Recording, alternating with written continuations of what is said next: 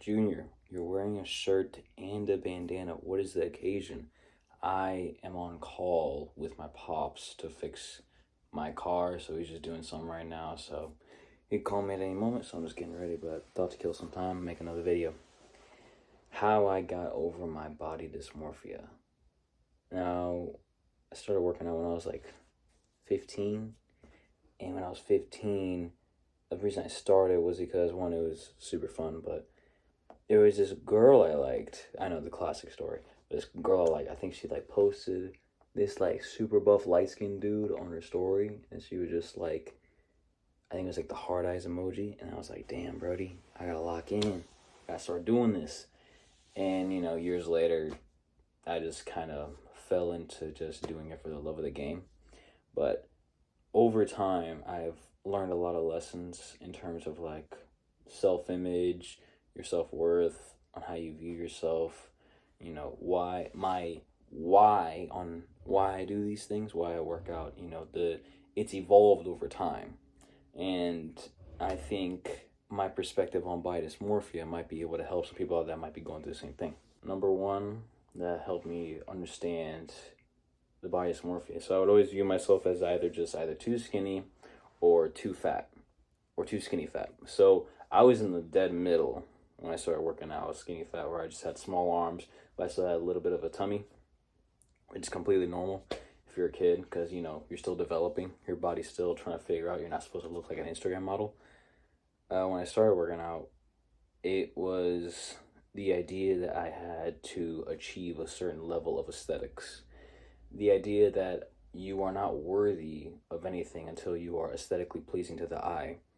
And it may fall into the rhetoric of black pill, where it's just like, life's only good when you look good.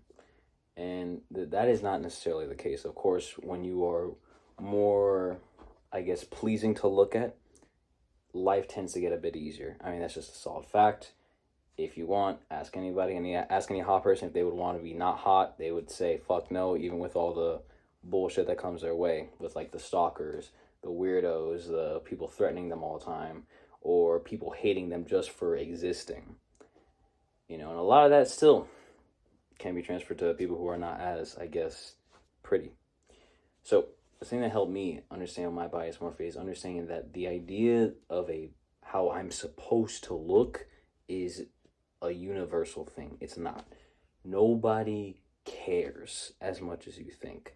When I was still developing, still an angsty teenager, super self-conscious, had acne, all that shit, it was just, I looked at it as a form of, this is kind of like healing for me, because I viewed my current body as just like something was wrong with it. And over time, I began to understand that there was nothing wrong with it at all, or nothing wrong with my body at all. And by the way, I'm not a psychologist or anything. I've read like a book or two about trauma and how people internalize and deal with it, but this is just my perspective. Maybe it can help you out.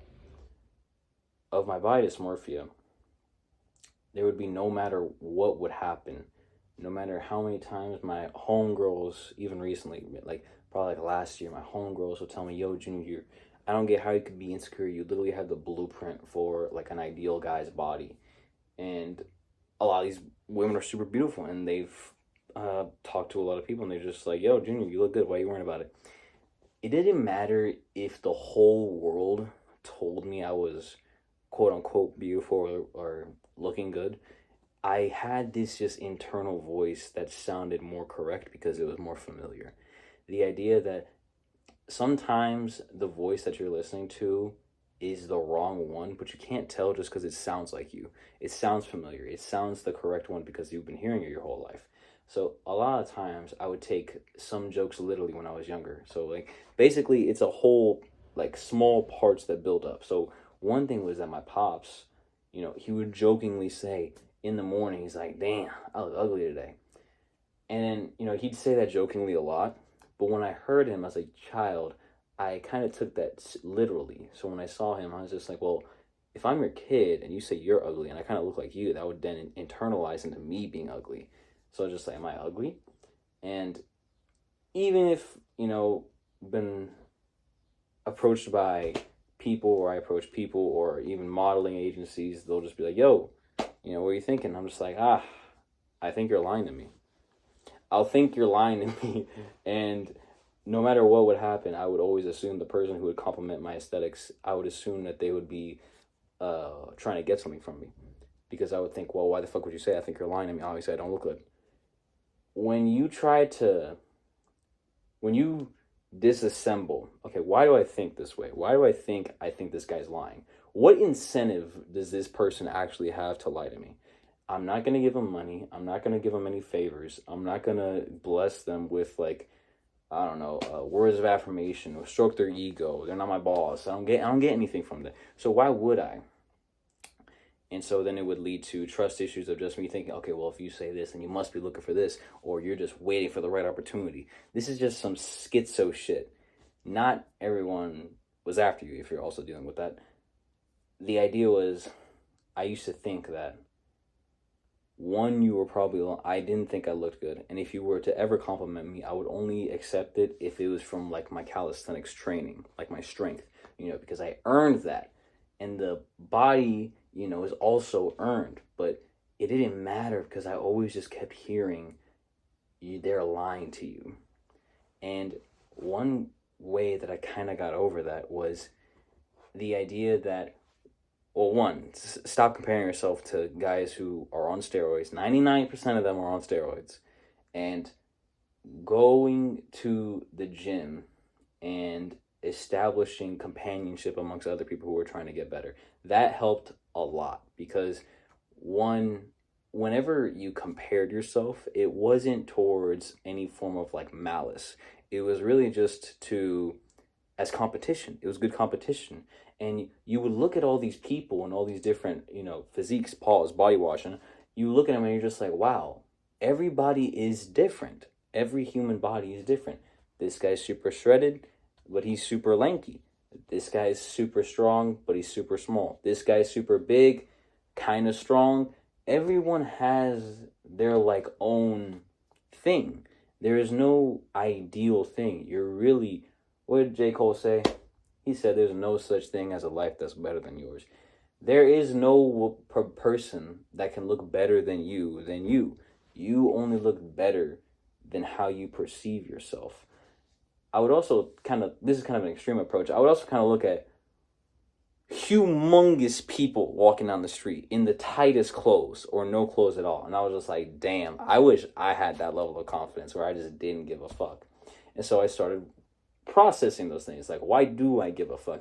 I give a fuck because I assume that I'm overthinking. I'm literally just assuming that this person will try to get something from me. And so, because I've dealt with some betrayal before. So literally all those small traumas on top of that, they make it hard to want to be seen. And when you are seen, you view that as like a threat. You view that as potential damage that could be done to you. And so that's why I always wear my baggy clothes. That's why whenever I wore tight clothes, I would always stretch it out like this or do the thing like that over and over and over and over again, just because it felt like the idea of a cloth on your body being tight was you doing something wrong. And it wasn't. It was literally just the clothes. Literally, some of the clothes I just outgrew them. Some of the clothes, I developed muscle in certain areas. And so even with, like, it tight on my chest, tight on my stomach, I would still assume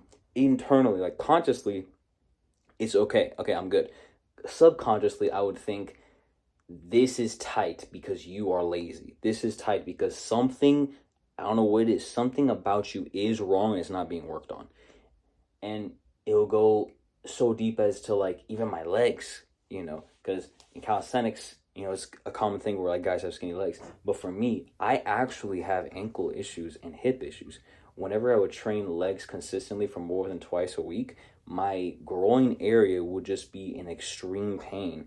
And I've done stretching, I've done physical therapy, well, some just at-home shit, but I've tried, and it's hard to maintain consistency. And as well as, why am I even training legs in the first place? It's because I wanted to get the approval of others that I am doing what I'm doing right.